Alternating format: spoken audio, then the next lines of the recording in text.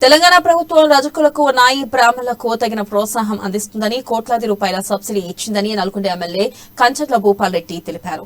నల్గొండ జిల్లా కేంద్రంలో అధునాతన ధోబీ ఘాట్ ను ఆయన ప్రారంభించారు. రజకులకు ఉపయోగపడే ధోబీ ఘాట్ ను నూతన టెక్నాలజీతో కోట్లాది రూపాయల వ్యయంతో నిర్మించామన్నారు. ఈ అవకాశాన్ని రజకులందరూ ఉపయోగించుకోవాలని సూచించారు.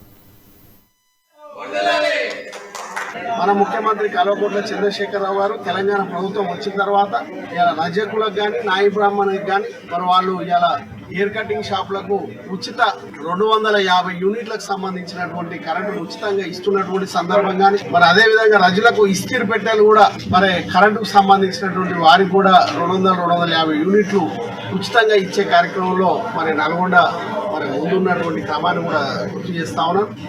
ఇలా నల్గొండలో మరి నాయి బ్రాహ్మణ మన రజకులకు మన ముఖ్యమంత్రి కల్వకుంట్ల చంద్రశేఖరరావు గారు తెలంగాణ ప్రభుత్వం వచ్చిన తర్వాత ఇలా రజకులకు కానీ నాయి బ్రాహ్మణులకు కానీ మరి వాళ్ళు ఇలా